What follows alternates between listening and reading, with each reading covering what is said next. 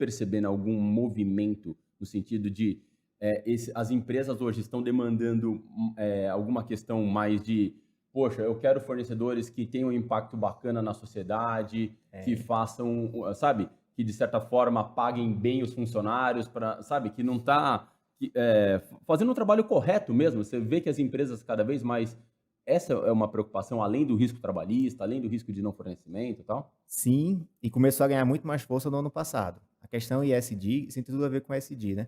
Ganhou muita força no ano passado por causa das mídias, da exigência lá do BlackRock e de vários outros fundos de investimento, exigindo que as empresas tivessem boas práticas em relação a ESG.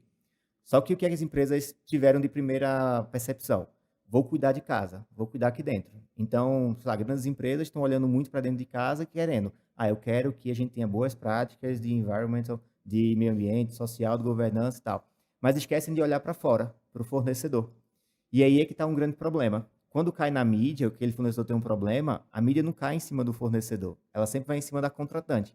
E a gente vê direto, empresa tal tem trabalho escravo, Não, empresa tal aconteceu, tem né? problema e tal. Principalmente você falou em ser a contratante, acho que mais que a contratante, é em cima da marca famosa, né? Da marca famosa, que É mídia isso, quer audiência, né? é isso. Aí você coloca uma empresa pequena, ninguém vai dar cara, atenção é àquele isso da dali. marca famosa. Pode até ter essa empresa contrata outra, pouco importa, né? O Mas negócio é a marca aconteceu com famosa. Nike, né? Por isso, Zara. por isso a marca famosa. Vai. Muito famosa. A marca famosa Apple, na cadeia né? que mais sofre. Você vai pegar a Nike, você vai pegar a Zara, você vai pegar a Apple, você vai pegar esses caras que tem mídia, é esse cara que vai. Pode ser que seja o terceiro contratado lá na ponta, mas é esse cara que vai sofrer. Mas é o que gera clique também, né? É isso que Porque eu o tô que a falando. internet audiência. quer Audiência. falar, sei lá, a Nike tá com trabalho escravo. Pronto, pronto. gera um monte de gente clicando lá e gera tráfego, né? E no Brasil tem sido cada vez mais comum, entendeu? Infelizmente, as empresas estão olhando muito para dentro e pouco para fora.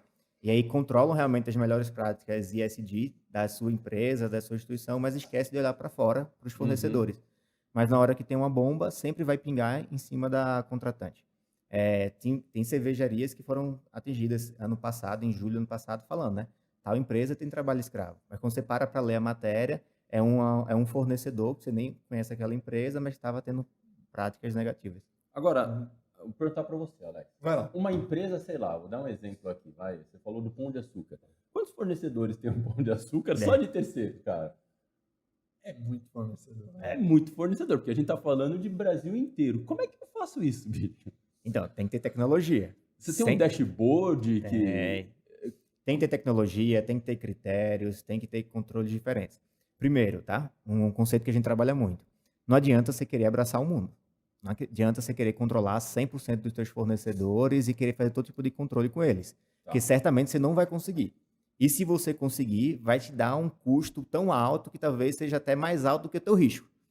E aí não faz sentido você gastar mais com a prevenção do que o risco que poderia ter. Então, isso é muito na ideia de fazer nichos. Então, fazer nichos de identificar quais são os fornecedores mais críticos, quais são aqueles que deveriam realmente passar por um tipo de controle, por um tipo de processo, validação, e ali a gente foca.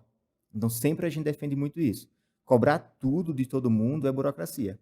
E gerar burocracia no processo trava. Trava o fornecedor que não entra, trava o fornecedor que não consegue entregar o material, e aí termina que mais sofre com isso é a própria contratante e vira um tiro no pé. E aí, o que você faz é que o seu contratante, na verdade, ele tem um dashboard, é isso? Tem um BI, gráficos. Isso, com gráfico que ele, sei lá, ele acessa lá no computador dele e ele vê os principais fornecedores dele e se tá verdinho, amarelo ou vermelho. Cada fornecedor recebe uma nota, um ranking, e aí é bom a gente definir regras em cima desse ranking. Legal. Então, fornecedores nota acima de X%, eles conseguem ter um pagamento tranquilo, normal. Fornecedores abaixo, eles representam um risco grande, então faz sentido seguir com algum tipo de bloqueio de pagamento. Mínimo, bloqueio de 5%, 10%, não é para ter dificuldade financeira no fornecedor. É só para dar aquela apertada, né? A gente sabe como é o brasileiro. A gente aperta um pouquinho ali e a turma engaja muito mais, entendeu? Eu já ouvi casos, e isso é muito real, de cliente falar, eu fiquei 8 meses pedindo a documentação e informações para esse fornecedor, e ele não me enviou. Bloqueei o pagamento, em uma semana ele entregou tudo. O que estava faltando para aquele fornecedor ali? Motivação. E aí, uma boa motivação, apertar um pouquinho. Dá que puxar de orelha. Um pouquinho. Entendeu? Aqui também tem empresa que quer bloquear 100% do pagamento do fornecedor. Aí pode quebrar o fornecedor, entendeu? E se quebrar, não está correto, vira um tiro no pé, termina que o cliente tem que assumir depois toda aquela conta. Entendi. Então, 5, 10% é mais do lucro do fornecedor ali, aperta, ele recebe dinheiro, ele continua pagando as suas obrigações, paga os salários, encargos, os custos. Quando for resolvido, aquele valor é liberado. Eu estava conversando com o Daniel, da Danlex, que é uma empresa de basicamente terceirização de mão de obra também, e ele trabalha muito no conceito de limpeza especializada, sabe? Então, quando tem alguma limpeza técnica e tal, ele trabalha muito nesse conceito. E um dos pontos que ele trouxe aqui na nossa conversa foi a dificuldade trabalhista, sabe? Como a legislação muitas vezes não nos protege no sentido de não ser muito clara, né? E ele estava falando de, por exemplo, a terceirização da atividade fim. Pode. Isso é bem polêmico.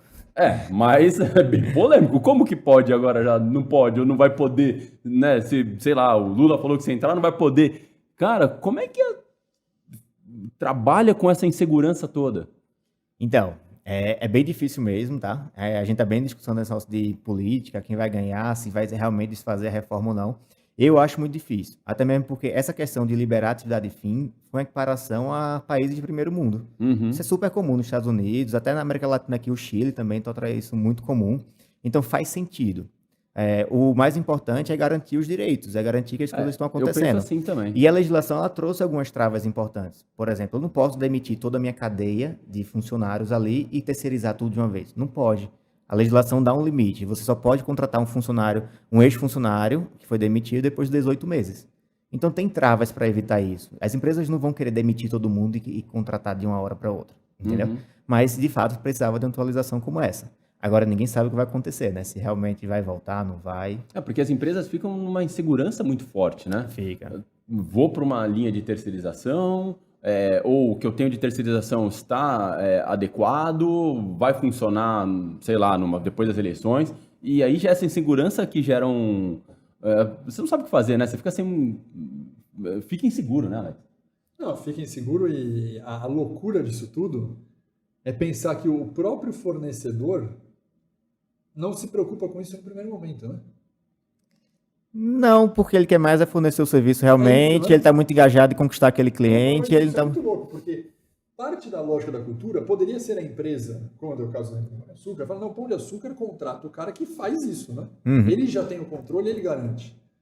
Não, o Pão de Açúcar precisa, por essa insegurança tamanha, o Pão de Açúcar não confia no cara que ele contrata e manda fiscalizar o cara que ele contrata para não ter risco para ele. Por causa da insegurança jurídica. E não é uma culpa exclusiva do fornecedor, né?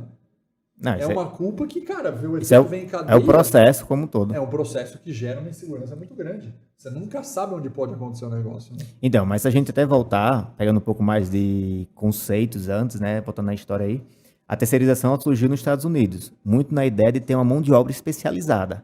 Então, eu preciso contratar um jardineiro. Eu quero alguém especialista em jardineiro, ele vai lá, faz o serviço e sai. Ponto. Só que quando chegou aqui no Brasil, veio muito com a ideia de reduzir custo.